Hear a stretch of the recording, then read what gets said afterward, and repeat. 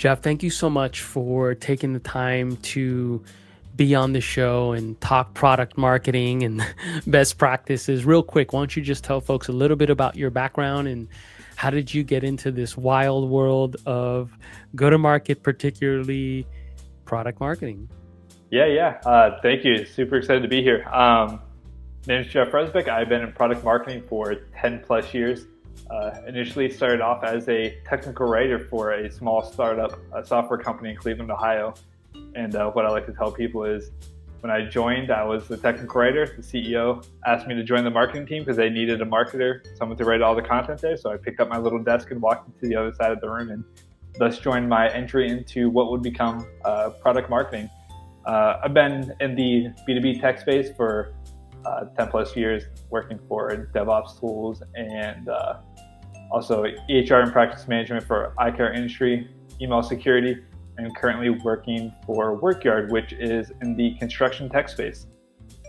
Awesome. Awesome.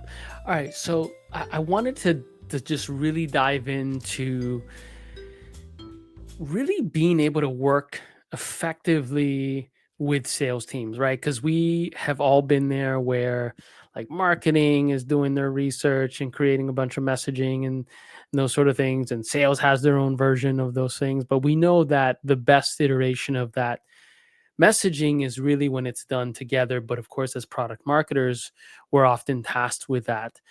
And so, if you had to kind of give advice around how to work with sales teams to gather effective insights to help you as that product marketer create and update messaging, what are sort of some of the tips you'd give around that?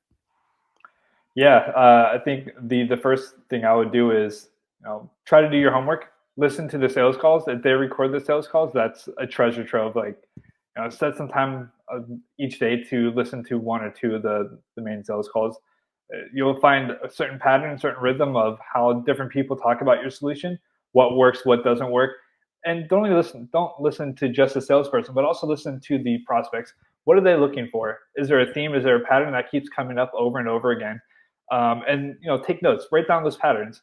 Over time, you're going to see what matters the most to the prospects. You're going to see what the salesperson highlights the most as well. And from there, like once you do that homework, you can reach out to the salesperson and say, "Hey, what do you mean by this?" Or "Why is this your top sales point that you go after?" Because there's things that they're going to learn through the repetition of what works and what doesn't that you may not see as the marketer, as a product marketer, from doing just your own research. And do you have any tips around maybe getting buy-in from their managers or others, let's say just say other stakeholders who might say, "Hey, PMM, like we can, I need my sales reps." I've been a sales manager before, right? And I've been on kind of on all sides of the go-to-market team. And you have sometimes folks who are like, I just need my, they're very, I don't know, I'm gonna just say militant about the time that the Yeah, reps are spending. So any tips around like empowering these individuals to understand that this is really important and they need to carve out time to be able to talk to us as product marketers and give us this insights, and that it's going to help them actually crush their quotas, right, and their quarters at the end of the day. yeah. I mean, if you have a sales leader who is really strict about the time that you're interacting with the sales team because they need to meet their quota, they need to make those calls. Um, One way I've done it in the past is sent quarterly sales enablement surveys where I have a list of 10, maybe 10 to 20 questions that I ask that, based on that feedback, I can go and figure out these are the gaps and maybe can follow up with them afterwards. Um, Other times, just try to keep it conversational. If I need some quick answers, hey, can you give me 3 reasons why we went against this competitor? Or I was listening to the sales call, you mentioned XYZ.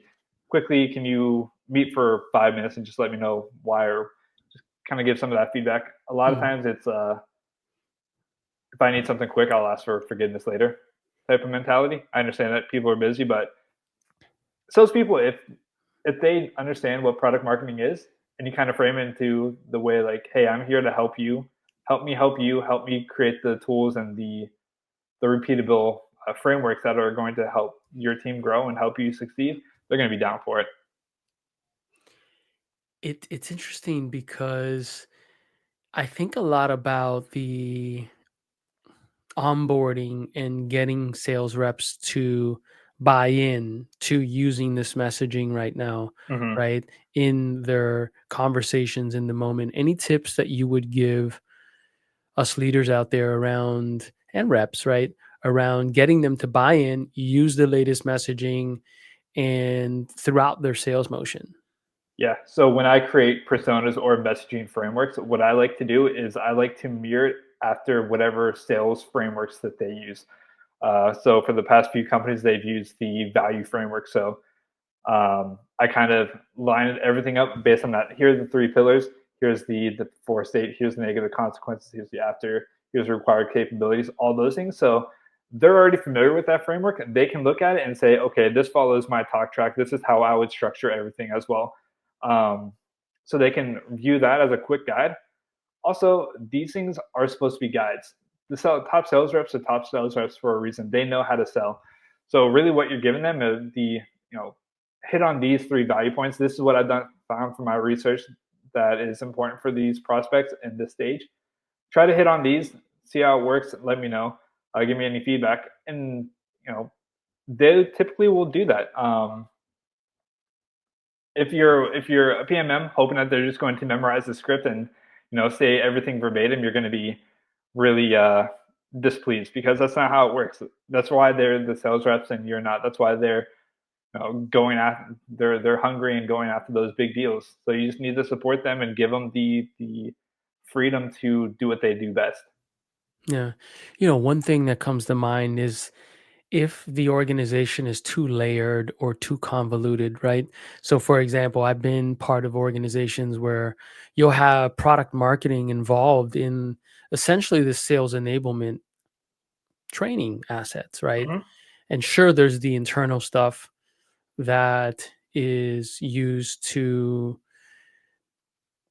empower the sales reps with talk tracks and battle cards, et cetera, et cetera. And Hmm. then there's the externally facing stuff like the one pagers and so on and so forth that sales reps send to their prospects and existing customers. But then you'll have like a sales enablement team that's kind of in the middle that you're sending stuff over, and then by the time it gets to the sales rep, there just feels like this like disconnect that kind of exists. And so when you talk about like being able to sort of rally the troops and get them going and giving them this information to help them, I think it's, at least from my perspective, my experience, a lot of this stuff gets lost in translation and Hmm. the energy behind it, right? Like again, we don't live in a quantitative world alone, right? There's very much this qualitative stuff. Any sort of advice or experiences you've had around navigating some of those things where it's not just like, hey, here's the information, check this box, go do, this session, whatever, send this to sales, or maybe you're directly communicating with sales leadership, but you're adding that qualitative stuff. And the last thing I wanted to add there is I think that the remote world Hmm. has a lot of benefits. Like, don't get me wrong, I've been doing it for a long time, even before the recent events on our Earth, on our planet, on Hmm. Earth Hmm. here, right? That has changed a lot. Um, but I do think that it makes certain things like the human connection stuff, the serendipitous conversations at lunch where you're like, oh, by the way, that messaging, you know what I mean? Like those sort of things that Hmm. tend to actually, and here's a key piece I think is sometimes you're not ready to run into a meeting, right? And you got to jump on this Zoom call and absorb. Your brain is not, Hmm. right? And so you're expected as a human being, a biological being, at least at this point. Elon might have something to say about that here at some point. But you're expected to jump on a Zoom call, right? Which you've been on Zoom calls like, all day, and then absorb this information. Hmm. And sometimes, again, you're not ready. So that's why there's these little qualitative nuances where maybe you're sitting in this meeting, maybe in the old school world where maybe you were in person, and yeah, you heard it, but then you go to lunch, or you're like at the water cooler, and then you really get it, right? Then you add those qualitative things. So I just Mhm. wanted to say, like, in a nutshell, any tips around, and wanted to give that context, any tips around kind of like in this world that we live in today, setting up an environment where we can start to really absorb it in ways that make sense, and that add some of that qualitative nuance that is just required for a biological human being.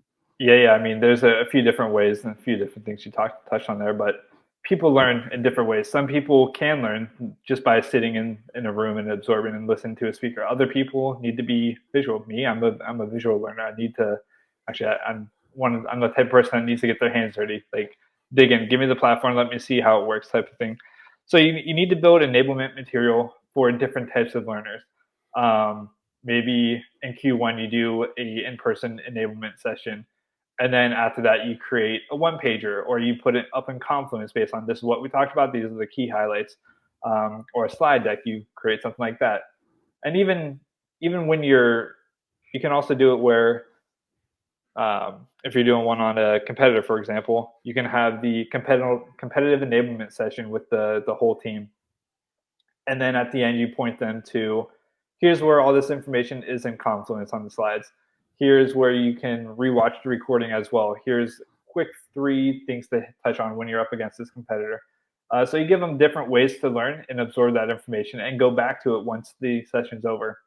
Another thing that we've done in the past is, we had these larger enablement sessions that initially were for sales and CS, but turned into basically the whole company for an hour each week.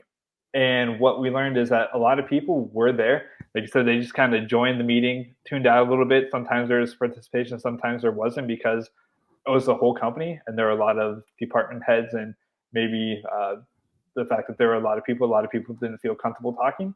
So what my counterpart discovered is, and Audion was my counterpart at IronScales, was that by holding smaller enablement sessions after the fact, you could get really detailed questions from those people who were on the call initially, that had some more time to absorb everything, to think about what you said, and they would ask those really hard questions. And we intentionally left out a lot of the department heads to make sure that they felt comfortable to chat with us and be real with us, because a lot of times that's where we got a lot of our great information to then go Yeah. back and rebuild certain parts of the enablement, or create new content based on their observations and their feedback.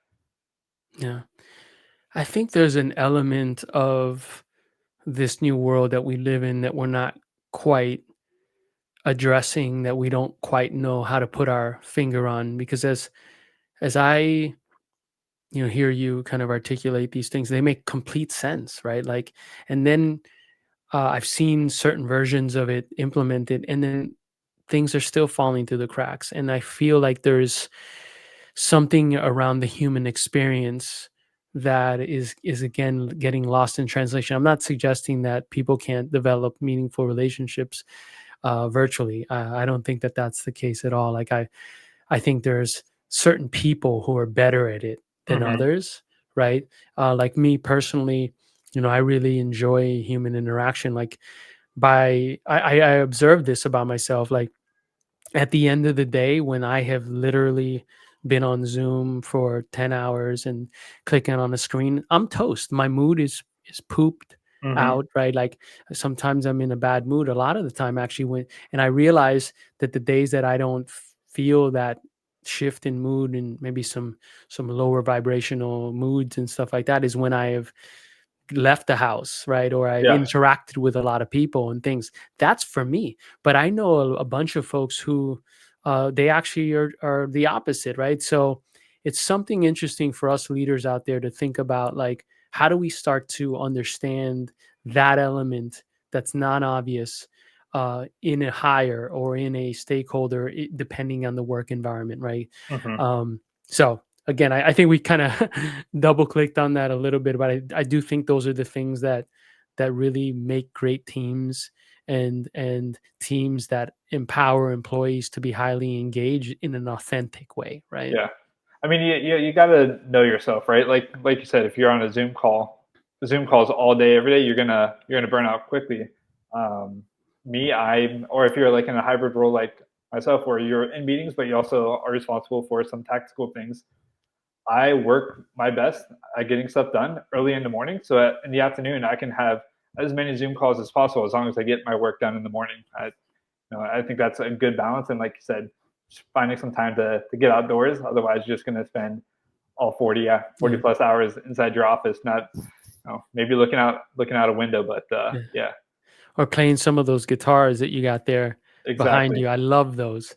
Thank Um, you. I got my set of guitars around me. You just can't see them right now. But anyways, well, let's shift gears a little bit into particularly go-to-market strategy. How should product marketers work with sales and CS to help contribute, but also like organize or orchestrate? I know that's a nice word that everyone likes to talk about these days. The actual go-to-market strategy, right? So that holistic approach. Yeah. One thing I like to do when I join a new company is just meeting with each department head and say, hypothetically, if we were to launch a brand new product or a brand new feature, what do you need from your department to help educate your team and be successful in it? And they'll come up with a list of things, and um, from there you kind of assign owners to it. You don't have to own it as the product marketer. They likely already have someone on their team that does own it. So like adding new Salesforce fields or well, I guess doing enablement would be part of your realm as well. But or creating new nurtures or drip campaigns, things like that. Just figuring out what those things are that they need, figuring out who owns it, when they need it by. Is it something that needs to be done before launch, launch day, post launch? Is it nice to have? Is it absolutely necessary to have? Just finding those bill of materials that they need to be successful, and then documenting those.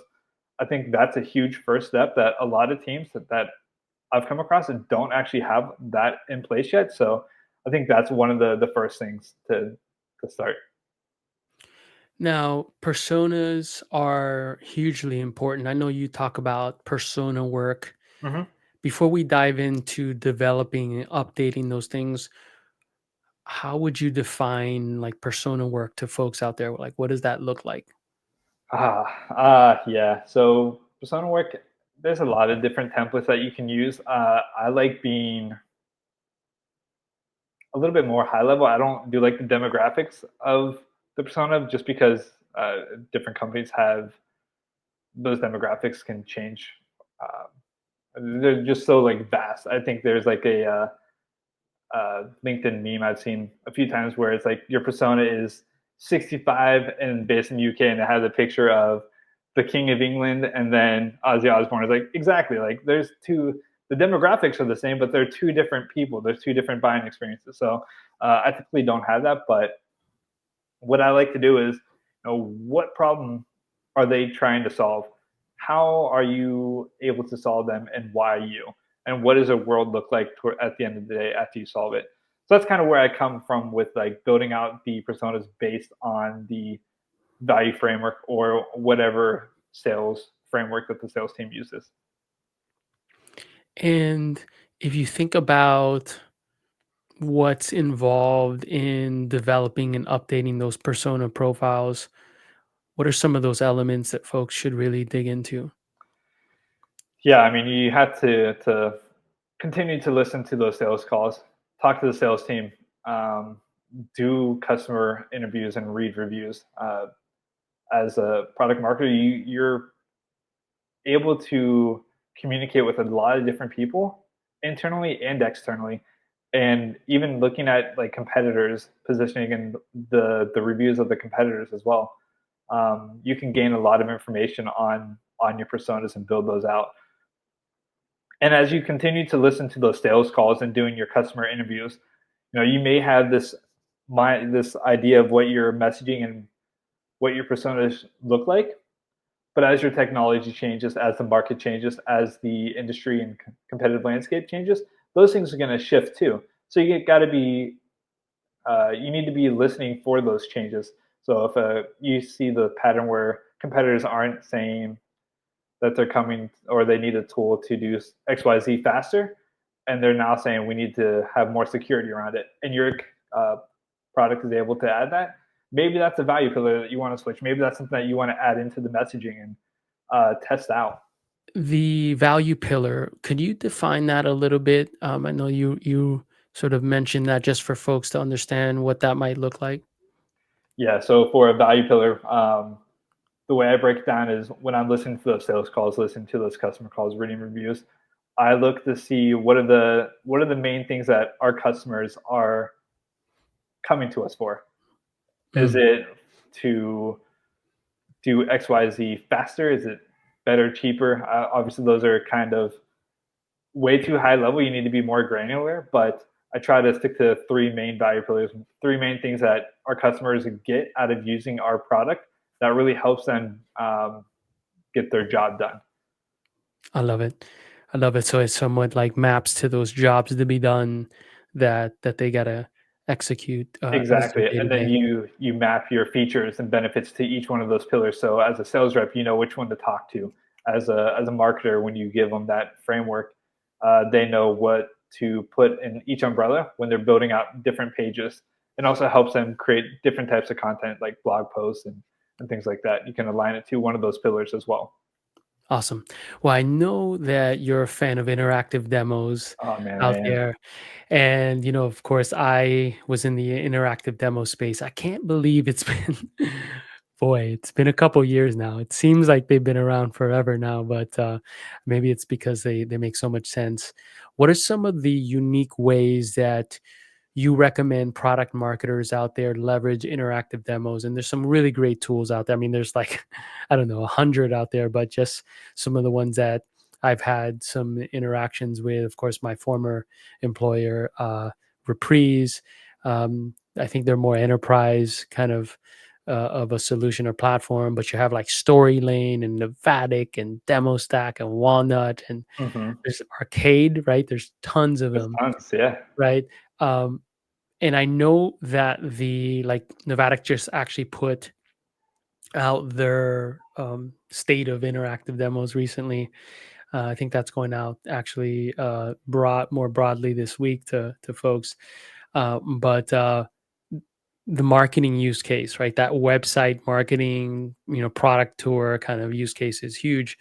But do you have, maybe in addition to that, any other sort of like use cases that you recommend product marketers leverage? Oh yeah, absolutely. Yeah, I mean they're great for marketing, but at my previous company, we used them for sales enablement. So when a new feature was coming out, we'd build a product where that was could be used for our marketing side, but we'd revamp it a little bit to be used for to educate the sales team on what it is. We also used it. I used it internally for enabling the sales and CS team on messaging and the personas. So it wasn't necessarily looking at our platform all the time. Sometimes it went to slides and then back to the platform and then to a customer video or something like that, just to help them track and see everything, how it all aligns. We also did it for customer success, like onboarding and implementation guide. Our CS team, I was, they loved the storylines because they were able to give them to their customers to say, hey, this is how your employees should use this platform because it was educating the or the customers' employees as well. So yeah, definitely a lot of different ways to do it to use it, and then Awesome. internally on the platform on within the product as well. When Mm. something new comes out, throw them a product where to say this is how you can use this new feature. Check it out here, and then have the CTAs to either upgrade or contact sales or CS, whatever it needs to be. Love it. Jeff, thank you so much for taking the time to share your wisdom across all these awesome topics. If folks wanted to connect with you, maybe follow you, maybe get some advice on product marketing, what are the best URLs or channels to reach you? Yeah, I mean, just search my name on LinkedIn. I should be there. That's usually my go-to. Go to. I kind of knew that, but anyways, thank you so much. Have a wonderful, wonderful day and talk soon. Yeah, thank you. Appreciate it.